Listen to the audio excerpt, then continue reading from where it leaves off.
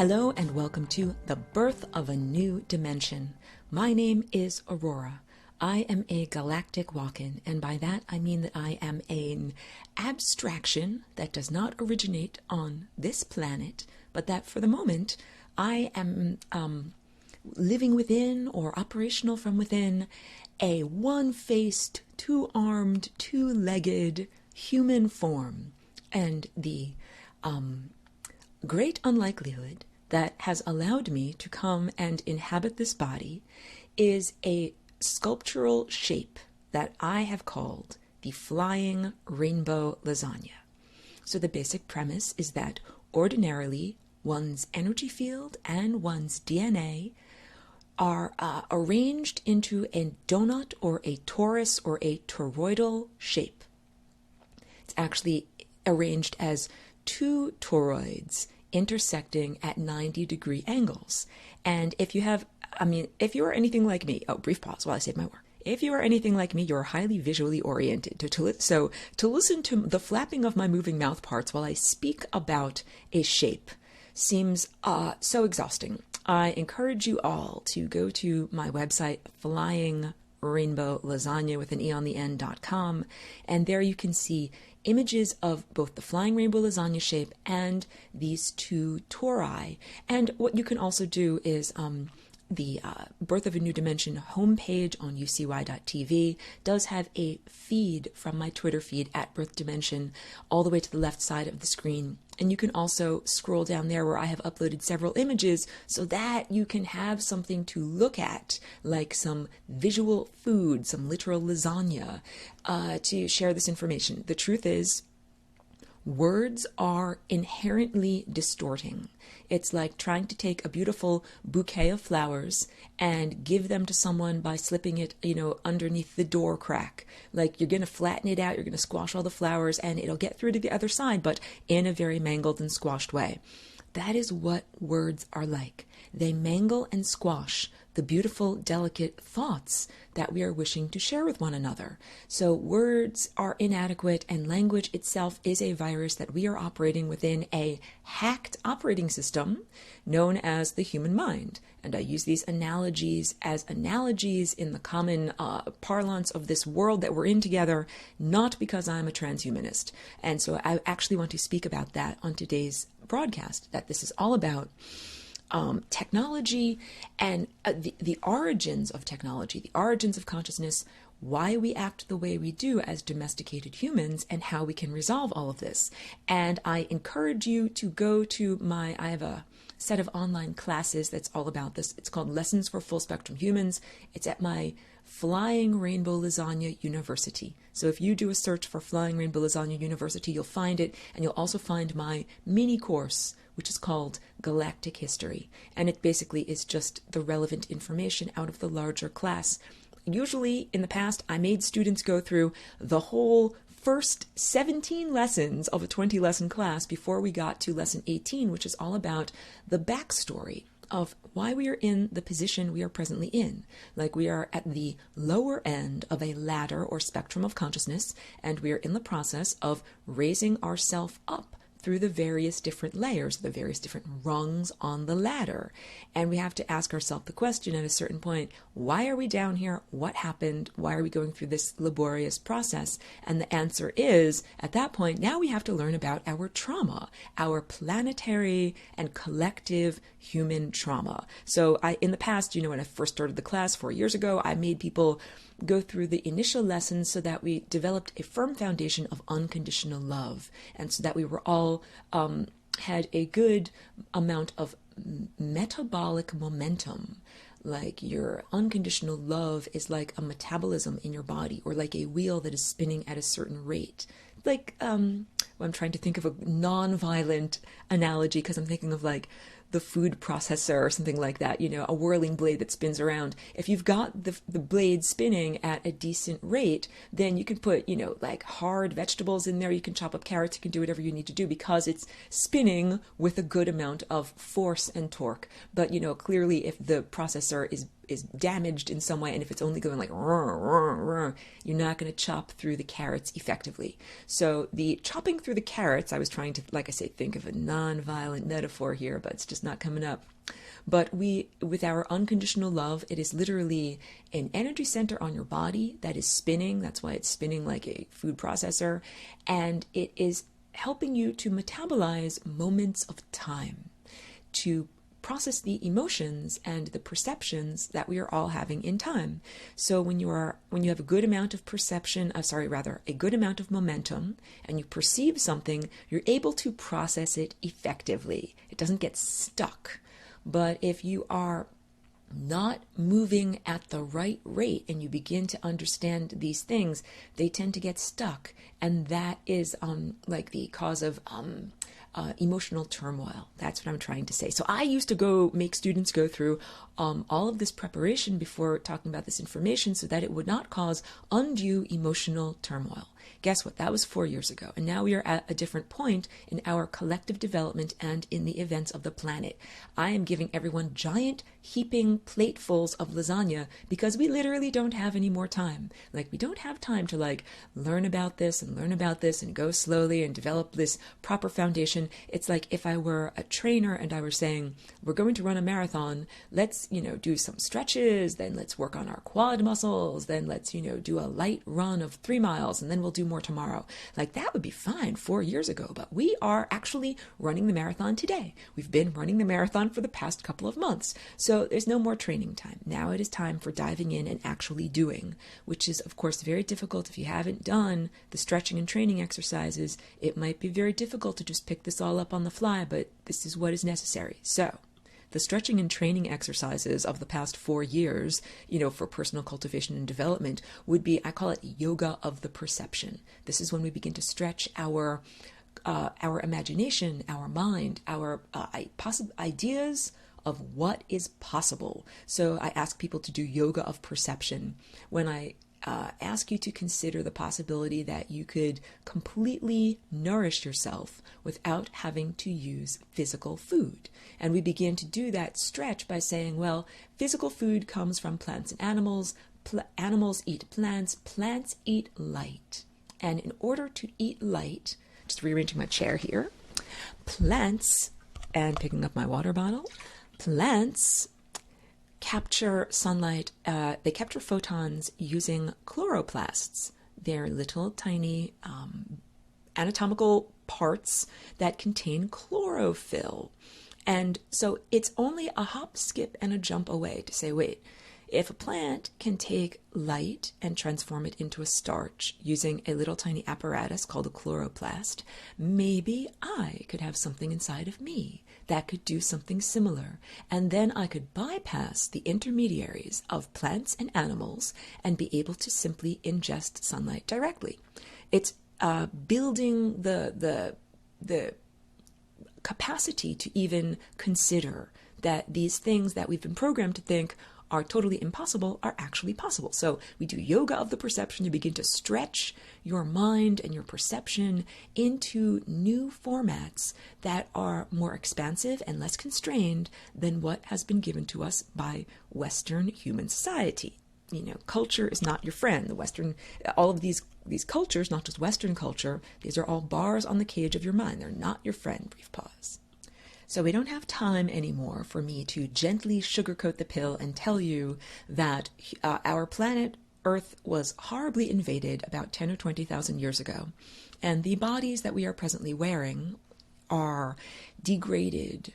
They are not functioning in their original intended capacity. And all the things that humans accept as de rigueur, like a normal part of life. Things like aging into decrepitude. You're not just moving through time chronologically, you're aging into decrepitude. Also disease, also death. These are things that are defined as natural parts of the natural world, necessary, and parts of the human experience. And I'm really here to give you a new option. And let's do yoga of the perception to consider the idea that maybe death is not inevitable. Maybe death is not the original intended program for what our bodies were created. So there is an actual creator of this entire time field of the possibilities and probabilities and all of the life and all of the consciousness within that realm. And I like to say it is like a wonderful composer, as adept and inspired as someone like Mozart or John Coltrane, and also the conductor, like tap tap tap, it's time for you to play the notes that I have written now. So it's the time field is a living, and I say three-dimensional, but it is a multi-dimensional. But I like for you to understand it is sculptural. It is not flat. It is a moving, living, sculptural embroidery. And just like if you have a plant or an animal, to keep it alive, you need to nurture it. I'm sitting outside of the window of my garden. I can't actually go outside there. We're having torrential rains again. We can't even get any sun out here. But I'm sitting next to some little seedlings I have under my grow light over here. And I'm bringing it up because it is necessary for me to nurture these little tiny seedlings from their present form into a larger form. And they're not just simply like a machine, like a computer. The computer that I'm using to record my voice right now, you know something? Last week, after I completed my radio show, I closed up the computer screen and it put it on its resting place on the table, and then I didn't pay attention to it for a week. I didn't have to give it food. I didn't have to make sure that it excreted its metabolic things that it discards. Didn't have to excrete what it doesn't need anymore. I didn't have to give it water or sunlight or anything like that. It is an inert apparatus that doesn't require that level of nurture and care. However, if I didn't water my plants for a week, or if I didn't turn on their grow light for a week and then I came back expecting them to be there, I would be very disappointed, because they're living.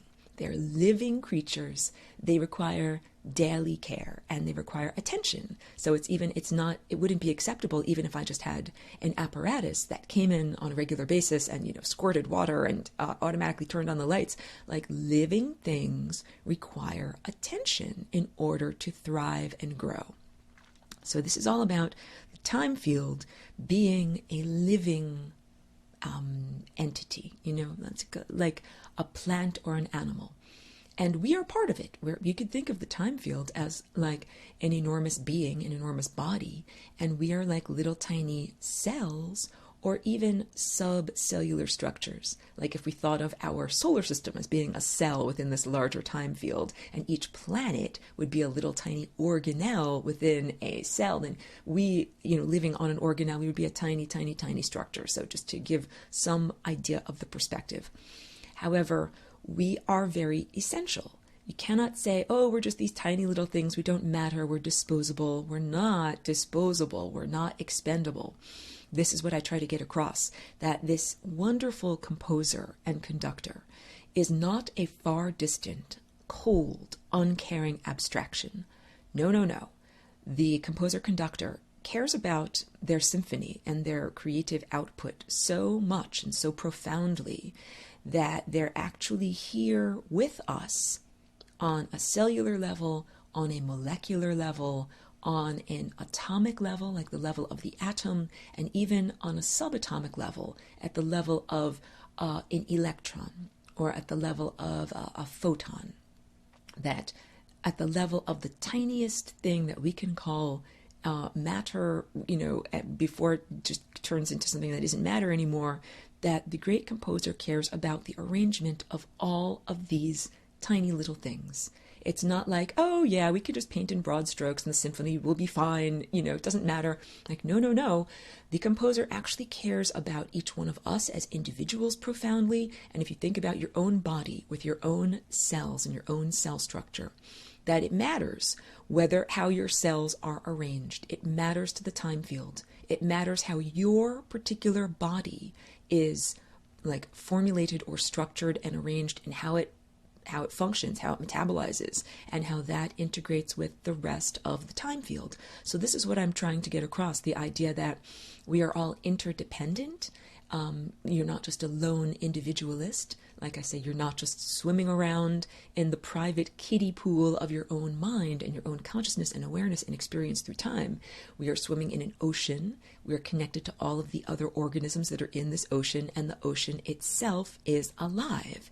And it is our efforts and what we do with our mind and our unconditional love, which is an actual tone, la la la, a tone, and what we do with our energy that helps to keep the time field alive.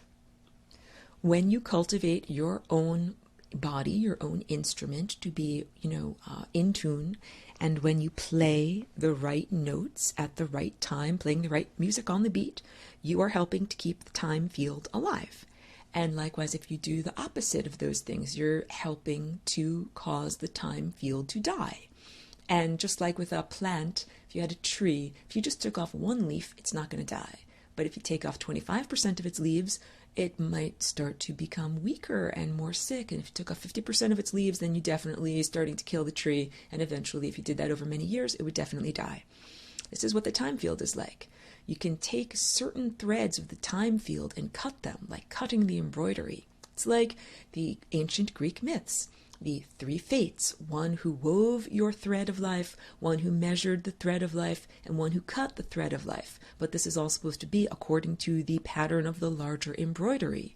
If you just go around willy-nilly chopping people's threads, that begins to make the entire apparatus or the entire entity unravel. And I'm trying to get across to you that it's not just a digital abstraction. It is a living, organic presence with the metabolism. My computer, if its battery runs down, that's like it loses its metabolism, it's not going to die. It's just going to go into shutdown mode for a little while, and then when we give it more battery juice, it'll wake up again. And it could wait years in the shutdown mode. It's not the same as a plant. If I don't water my plants for a week and then I come back and then they are dead, I can't be like, okay, like I'm going to get back to you in a couple of years and then I'll give you some water and you'll revive again. No, they are not like that. So we need to treat the time field like this, living being that we need to actually nurture and care for. And that is what I'm bringing this all around to be relevant. Don't worry, I'm not just flapping my mouth parts here. That is why I am here in this body, and that's why I created and invented this shape and maneuver and oscillation called the flying rainbow lasagna. It is my contribution to how we can all collectively and mutually heal the time field. It has to do with rearranging your own genes and your own DNA, and also restructuring reality. So some of the basic foundation concepts are that DNA is not merely a blueprint that tells you the shape of your nose or your eye color. It also is an integument that ties together the transfer of your consciousness, your needle of your awareness, from moment to moment through time. So if a timeline is like a series of boxcars of a train, and you are like a little inhabitant of a boxcar, moving from one train car to the next, to the next, to the next, like you're moving through time, moving through these different train cars, your DNA is like the metal chains that tie together the individual boxcars. It is the integument that ties together moment to moment in reality. That is the function of DNA. So, and of course, this is way beyond the description of the present belief system known as science. And I just have to say that I was recently in an interview, and one of the comments in the YouTube comment section, someone was like, if you use terms like DNA and genetic material, your work needs to be peer reviewed. Like, you can't use those words. And I'm just like, I'm kind of laughing at that. There is not peer review for this work because the scientific community does not have the apparatuses to measure and acknowledge consciousness. And if they did, then they would be able to understand that DNA is not merely dictating or affecting the physical structure of your body or the behavior of physical structures in your body. It is also dictating or helping to manifest the events of time.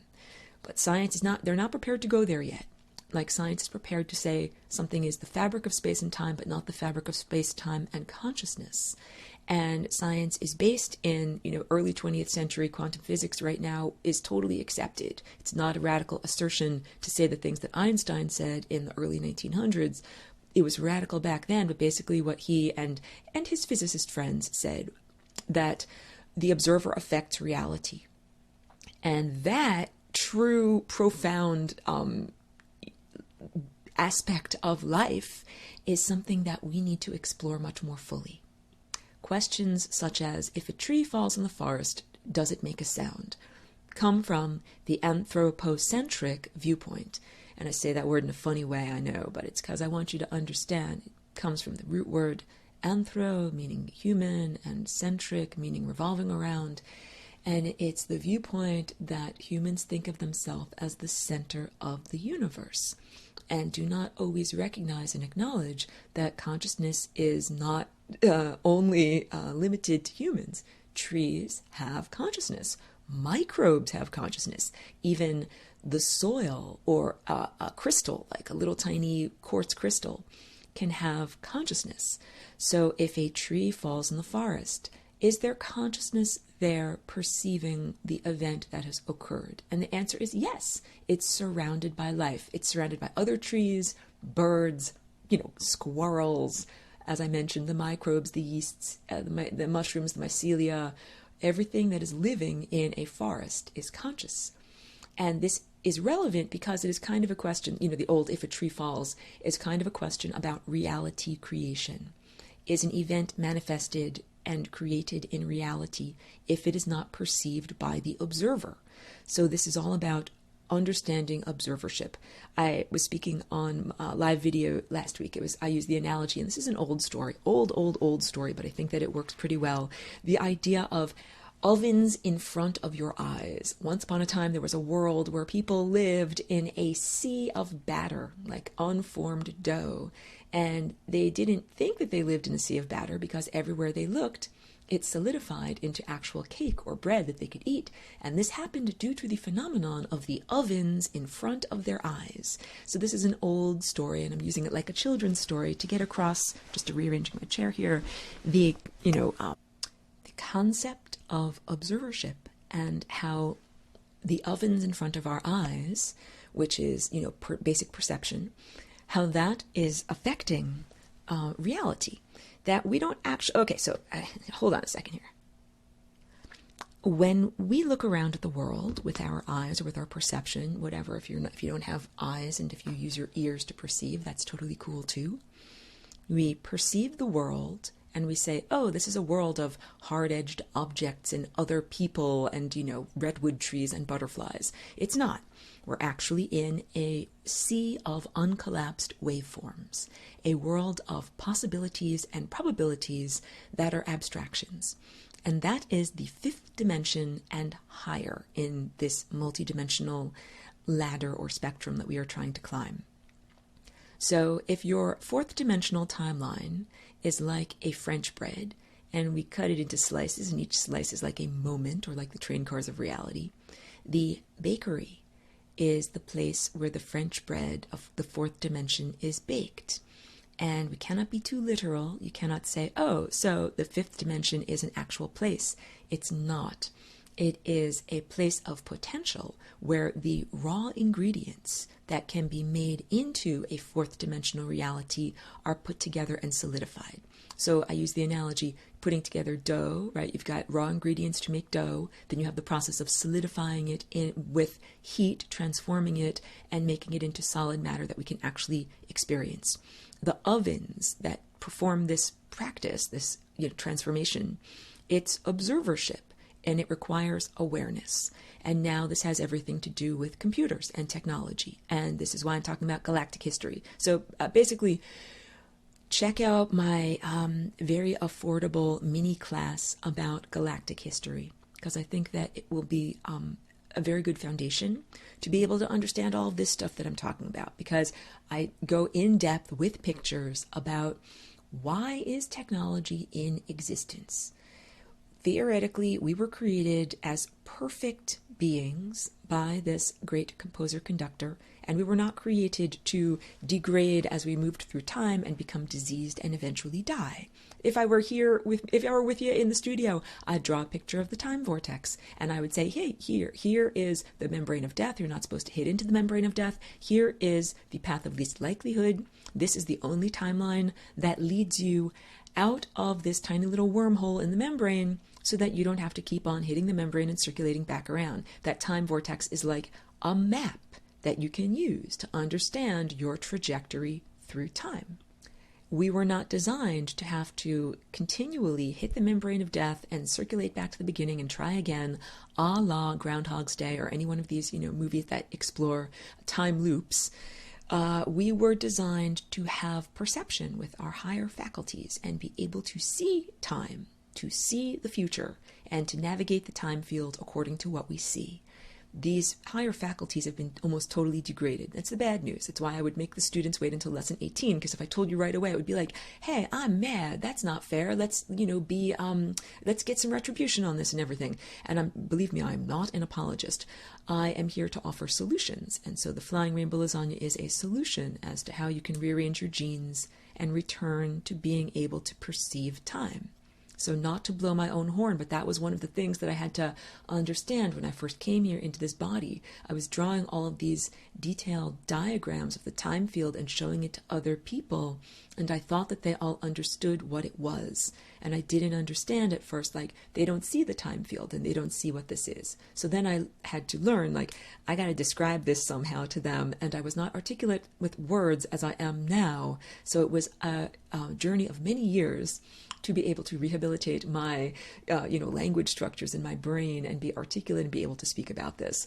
So, yes, the Flying Rainbow Lasagna is like a pencil with an eraser that you can use to restructure the format of your genes. And not only your energy field or the timelines that surround and interpenetrate your body, but also your physical DNA structure.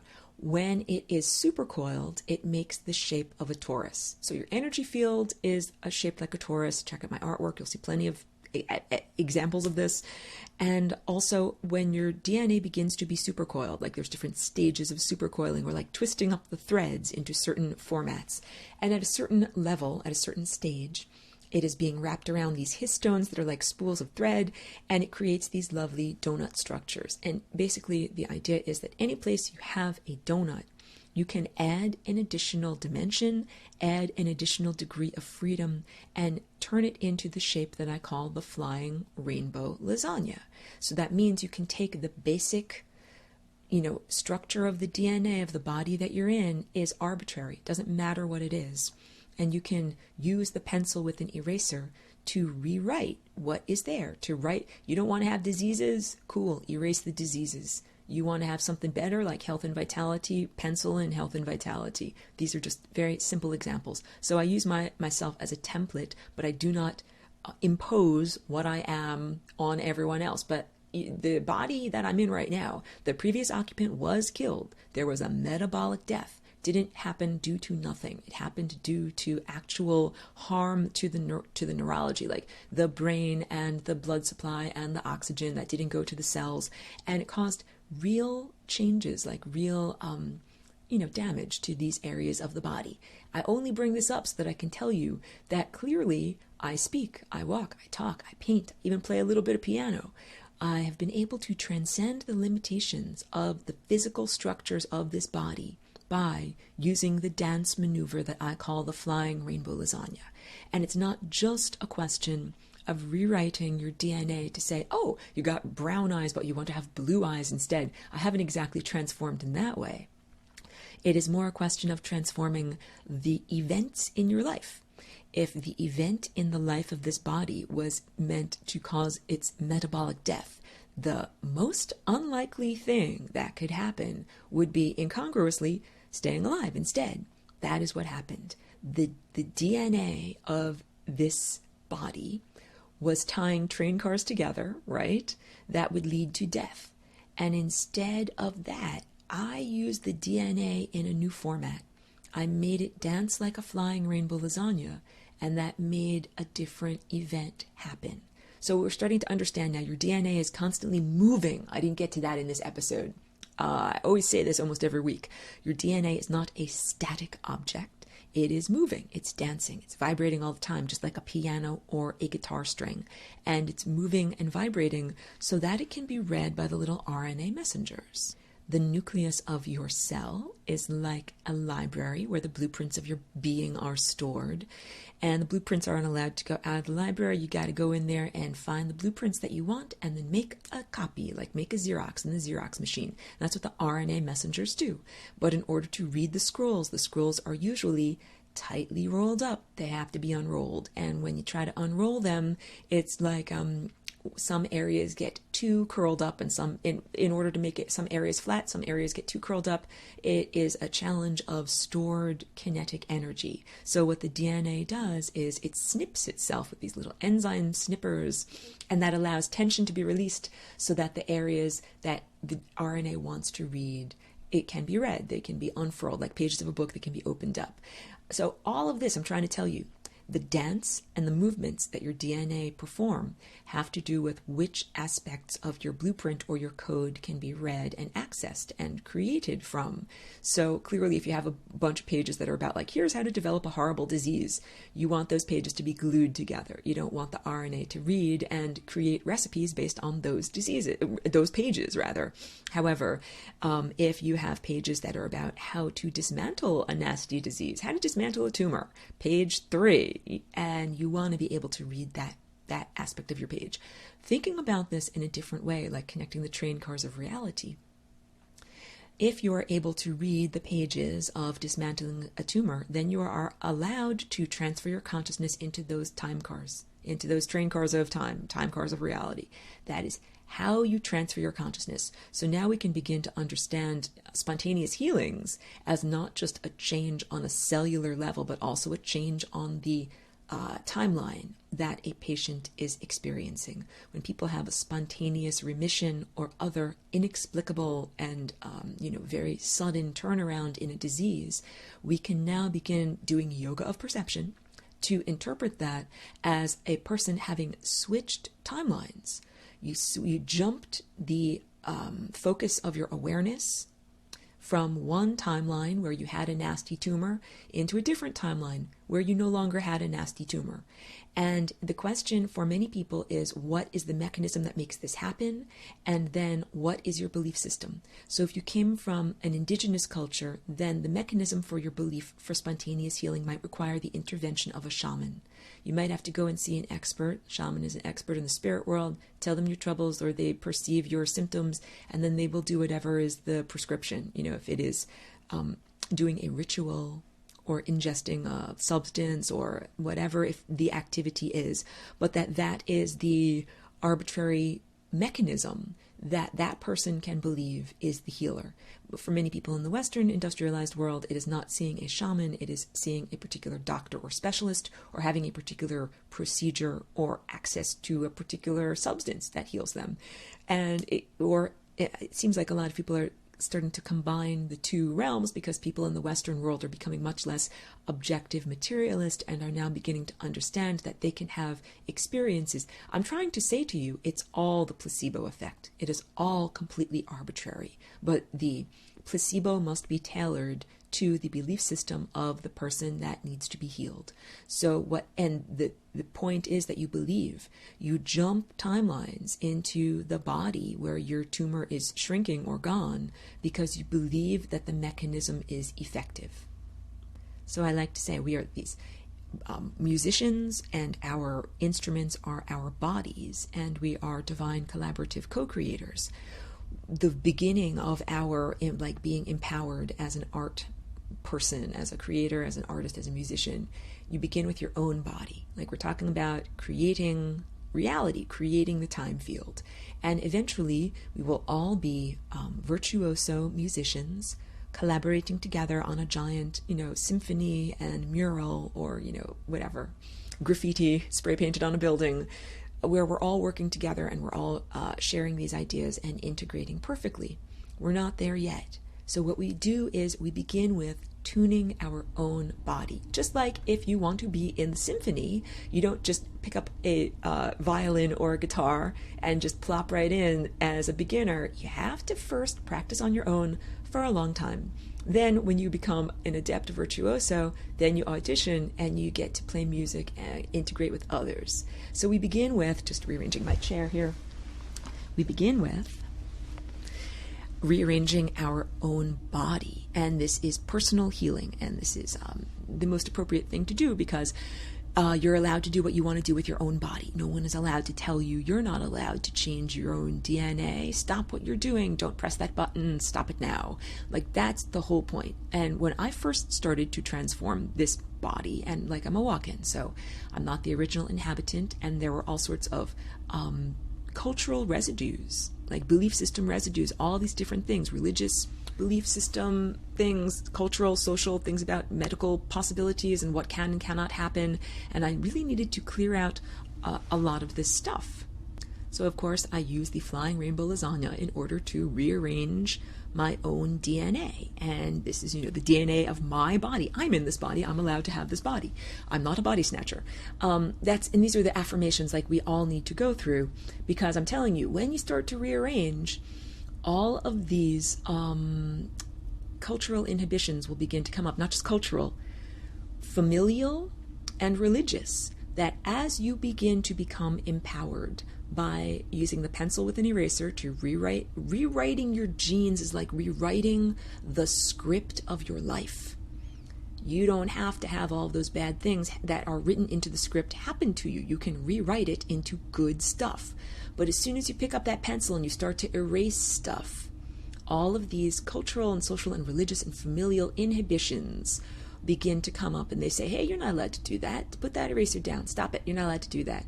And if you're like, whoa, no, I don't want to be like grandmother or, grandfather so-and-so and die of cancer, then all of these things will come up. Things about how beholden you are to your ancestors, how beholden you are to your culture, to what they went through, to the present level of reality, all of those things. And I'm encouraging you to be slightly rebellious. I know I speak on this show quite a lot about conforming, just rearranging my chair, conforming to this larger composer, conductor, and not being just a punk rock anarchist on your own beat, like wailing away on the kettle drum. However, sometimes it is good to rebel against an unfair system. So the great composer, yes, I encourage listening to the music and being musically literate and following the notes. But right now on Earth, the conforming to this culture is the antithesis of listening to that great composer. And I encourage you to be rebellious of the inhibitions that are trying to stop you from basically achieving your own highest potential. You get that pencil with an eraser and you start to erase out those diseases, then something internal will arise and it will say, hey, are you sure you want to do that? You're not allowed to rearrange that. You're not allowed to think that way. You're not allowed to be different. Sometimes it's like this. Who do you think you are to think that way, to try to live like that? Sometimes there are aspects of self-doubt, even to the point of cultural programming to believe in your own insanity, that you would doubt yourself to the point of saying, maybe I am just insane for thinking this, like insane for thinking that your body has unlocked potential for healing or potential for athletic achievement. Like, that's a big thing, because I have been focusing, I think, in the examples in this show and in other weeks about transcending an injury or an illness or avoiding it.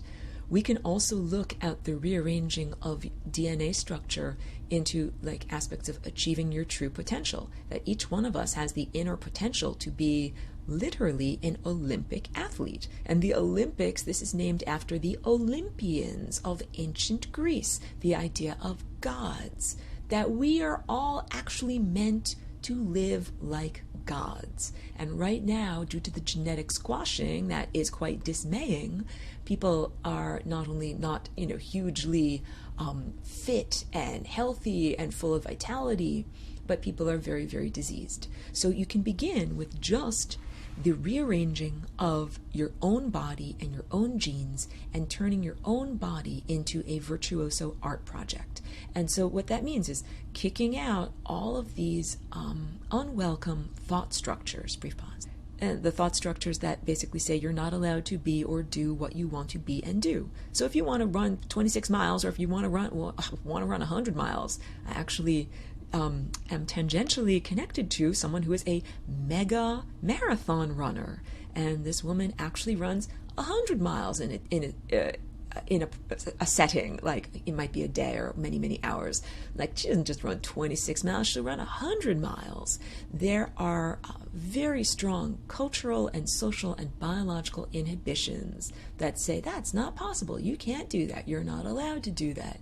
So in order to get to that level of achievement, she needed to get through all of those voices, internal voices that basically say, it's not possible, it's not good for your body, don't even try it, it'll never happen. Clearly she is a living example that it is possible, and she is in wonderful health, and it is good for the body. And I can also bring up, like, she is a Westerner, I can bring up the example of the Tarahumara indigenous people of northern Mexico, that their entire tribe runs everywhere, runs all the time, and running 100 miles in a day is considered normal. That is a normal thing for them in their culture, and it's kind of interesting how the mega marathoners that are not from that indigenous culture have learned, like a template, to take the idea of running as a natural part of life and woven it into their body, because the idea is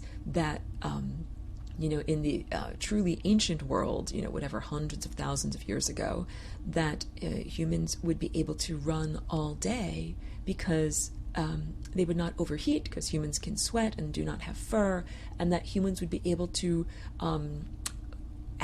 outlast, to endure longer than an animal that they were chasing for hunting. This is like basic stuff. It's not something that I necessarily embrace fully as my own belief system.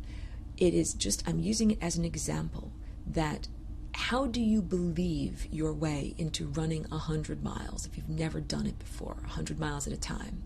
Well, first you look at historical records of people who have done this. Then you look at current cultural examples of people who have done this. And then you say, how can I apply these current cultural examples to my own existence? And so this is like anything. And I like super athletic achievement as a good one, but also healing from disease is another good one, that you can say, I know so-and-so person healed from cancer by doing blah, blah, blah. Like, no, they didn't go and have surgery and chemotherapy. Instead, they, went on a juice fast, or they changed their life in such and such way. And then you can apply that template to your own life experience. But a great deal of it has to do with believing that it can be possible and knowing that you are allowed to do it. So, like, I'm just trying to describe this. I know with so many words, I wish I could just beam this information directly into your minds. And if you're open to that kind of thing, I'll just put a broadcast, a non-physical mental broadcast out there. But I'm highly ethical. I don't just, it's mind rape. If it's like totally not okay, if I were to force my mind inside of your mind against your will, that would be considered totally inappropriate, totally not okay. So I follow all of these interdimensional ethics. That's why I'm here also. Oh my goodness. Why am I here in a physical body? Why am I not sitting in comfort, in great comfort, on an interdimensional cloud, waving my magic wand and just poof, like fix everything down on Earth? And the answer is because it doesn't work that way. You cannot be powerful in a realm if you don't inhabit that realm. So I came into this realm to inhabit this realm and to fix things, or let's say offer tools and solutions for what is going on here, because the lack of freedom in this realm was very personally offensive to me, and lack of freedom anywhere. So interdimensional ethics, why get involved? This is kind of like the thing. You have to come up with a decent answer as to why you have chosen to intervene. Why not just sit on your cloud? Why intervene? And motivation should not be mere self-service. It should be that there is something bigger that is going on. but also you are motivated because something is personally affecting you. So you walk a fine line. I don't just do it because it is good for me, but I also do it is good for the cosmos, but I also do it because it is something that is affecting me personally. That is how I look at it. And it's analogous to living on a planet, like living on planet Earth. You can say, you know something, when there is nuclear radiation flying around in the atmosphere, it's not okay by me because it's affecting the planet and all of the other living things here, and it's also affecting me personally. So I am going to work to stop radiation from flying around in the atmosphere and the water here. That is totally appropriate. Like, you're supposed to take care of the realm that you inhabit. This is part of healing or caring for and nurturing the time field. We live within the time field, and it is a living being, it's a living entity, and we're supposed to do all of the things that help it to be alive. So I'm trying to say in this broadcast, first we begin with restructuring our own DNA and healing our own bodies, and that's like healing your own locality, or, think global, act local, right? You begin with healing your own direct locality, and then you spread outward. So you begin with your own body, and that's also essential. When you heal your body, you start to heal your perception, being able to see clearly and think clearly. Because if you aren't seeing and thinking and manifesting clearly, how can you begin to help the rest of the time field? So that's a big part of it, getting connected to the great composer and being musically literate so that you know what notes to play, not only in your own body, but then in the larger symphony. So that's what it is, basically. You begin to cultivate your own body into greater states of health and vitality and greater connection to a non-physical source of spirit and intelligence and consciousness and life force energy.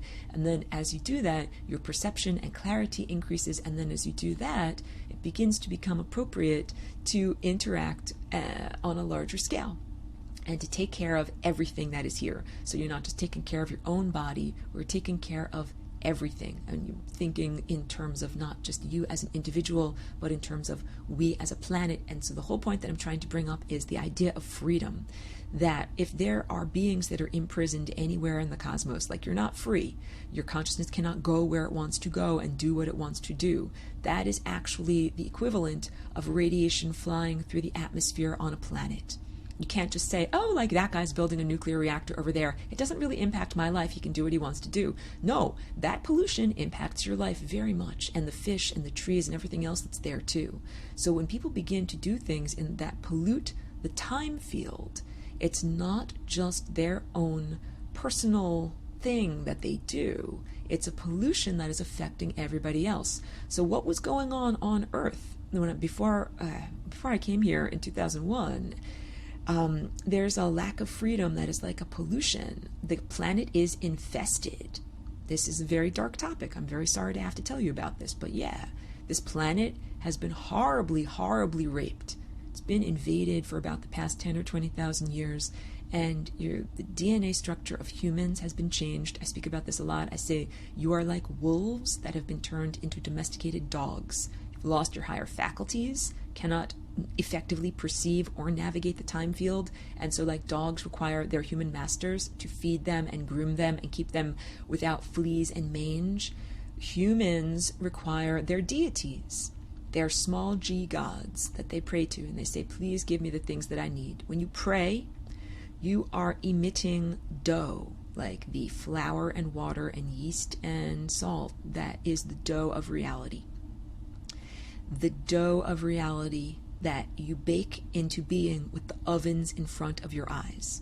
This is supposed to be you as a divine miniature co-creator, like who you would be if you weren't all distorted. So here's a synopsis of who you would be if you weren't all distorted. You would be connected to the stellar network, and that's where you get your sexual and creative life force energy, that reproductive energy to make new cells, energy to make new people, energy to make new ideas. You would ingest that energy while you are connected to the stellar network, and then you would emit it like a type of unformed raw material, the uncollapsed waveforms of the fifth dimension. And these are prayers, these are desires, these are the things we want to experience. And then you would collapse those waveforms with your own observership into physical events and physical hard-edged objects that you can interact with or eat or communicate with. That would be in a beautiful, undistorted world. But that's not the world that we're living in right now. Right now, what happens is humans come here and you're born, and about, the first 3 years, gradually you lose that connection to the stellar network. And it also is coincident with the development of an individuated ego, the installation of the hacked human operating system, and the installation of the virus known as language. That those events take us away from our connection to the stellar network or to divinity, higher dimensional intelligence, and the organizational principle. And the energy that we receive like a fraction of the creative life force energy we're supposed to receive, because we're not tuned into that broadcast effectively. And what we do receive and emit as higher dimensional possibilities, they are all co-opted by religious structures. When you pray, you are giving that higher dimensional uncollapsed waveform, quote-unquote, dough of reality. You're giving it to a deity. And the deity is a small g god. It is not the great composer. The great composer actually wants you to have access to your own dough. The great composer is not like, give me all your dough, I'll make it into bread for you. No. The great composer is like, I gave you your own bakery. You are supposed to run your own apparatus. You're supposed to perceive. You're supposed to create possibilities, and you're supposed to collapse those possibilities into actual experienced reality. So the whole system of saying to an externalized God, God, I pray to you, please make blah, blah, blah happen. Like, for example, please heal my body of a cancerous tumor. Like, I don't have a cancerous tumor, I'm paraphrasing here. If you say that prayer, what you're doing is taking the dough of your own higher dimensional emissions or exudations or energy that you're sending out, and instead of claiming it as your own, you are giving it to a small g god or an intermediary between yourself and your own real divinity. And where am I going to go with this? What I would really like is for everyone here to be totally empowered and totally uninhibited in their connection to the stellar network. So a big part of this is getting rid of the religious inhibitions that say basically that you're not allowed to be in divine partnership and create reality. That's one of those things. Who do you think you are to actually make events happen? So let's get into this. What events do you want to have happen? Part of it is being an ethical creator. So I wish to create things like spontaneous healings of cancerous tumors. Those are the things that I wish to create. And I do not simply wish to create things that are easy or convenient for me. I create within, or the things that I wish to create, they're okay for me to wish to create them because we're in this larger context of the symphony. And once you begin to be musically literate and you can perceive the symphony, you're like, you know what this needs? This needs a C note right here. I'm sorry, I'm not at my piano. I'm trying to sit by the window and get a little sunlight. But we need a C. I can tell, like, this musical pattern here needs that note. And so that is the idea, that it is absolutely appropriate in your own body and as you become a virtuoso in the larger symphony to begin to say, this is what we need. Like, now let's bring it around to something, a real analogy, not merely an abstraction. What if you're looking at your local community or the way that human society is structured on Earth and you're saying, I see people that are hungry and this is not right. Like, we are all supposed to have as much nutrition as we need in order to survive and thrive, and mere economic disadvantage should not make that, it should not change that in any way. So it's like saying, I'm perceiving some symptom of ill health in the social structure of Earth. You don't say, well, who am I to change that? That's the way it's supposed to be, blah, blah, blah. No, you say, I see that something is not correct, and it's absolutely appropriate for me to want to change things. How do I change things? What can I do? And so some people are coming up with wonderful ideas. Permaculture food forests, this is one of my favorite ones, but it's the idea that instead of merely planting ornamental plants in places like the commons, parks and grassy embankments and stuff like that, there are all sorts of just ornamental, evergreen shrubs that are put down just to prevent soil erosion. We could just as easily plant permaculture food creating plants in those same areas, and then that food would be available to all of us. There's many different, urban movements that are towards this. So that's just one example, and it has to do with you are on a big body. The body is the planet. It is totally appropriate for you to wish for health on this body and to act towards its health. So I don't want you to be like hamstrung because I'm telling you about what is ethical in terms of acting and what is not ethical in terms of acting.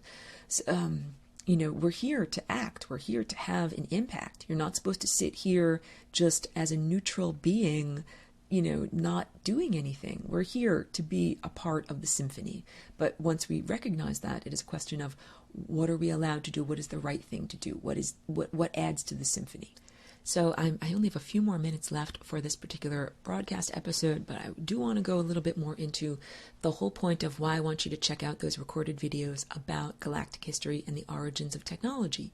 Because the question of if a tree falls in a forest, is it perceived by consciousness? Is that enough awareness to collapse the waveforms of reality into physical existence? Is that enough heat, quote unquote, from the ovens in front of the eyes, quote unquote, from the microbial realm to create reality? The answer is yes. How about a computer system? How about an artificial intelligent computer system? How about a quantum D-wave artificial intelligent computer system? Do these systems have enough, quote unquote, heat coming from the ovens in front of their eyes in order to collapse the waveforms of reality into physical existence? Because these are not beings like you and me that are connected to the stellar network and have creative life force energy and have the capacity to think new thoughts and innovate and come up with new combinations of events and ideas and structures. And so the answer is the computer consciousness, the computerized level of consciousness, it only has a certain amount of heat. It is not like you and I. It does not collapse the waveforms of reality on a subjective level. The experience of being submerged in time is subjective. 1 hour spent at grueling exercise is not the same as 1 hour spent eating chocolate cake or, doing something super fun and indulgent. Time goes by very slowly during the grueling exercise. Time goes by very quickly during the fun eating of cake and, playing of games or whatever is happening. That's because our natural dough creation process of making cookies and dough and everything like that in the fifth dimension creates irregularly shaped cookies. They're not all the same size, they're not all the same shape, and time does not flow at the same rate for us. Time is subjective. But to the artificial intelligent or quantum computer that is at a different level of perception, all of the time is flowing at the same rate. And what's really been going on due to the genetic squashing, your experience of being submerged in time and interaction with time has been diminished by this interaction with technology. And part of it has to do with the clock, dividing up the day into segments of time. And as soon, I'm sorry, I don't have as much time as I want to say this, but it is all about understanding that moments of time are supposed to be fluid and subjective, and some are longer and some are shorter, not that they are all the same, tied together like some kind of mass-produced thing. Please join me again. We'll talk more about this. Thank you for being on the journey.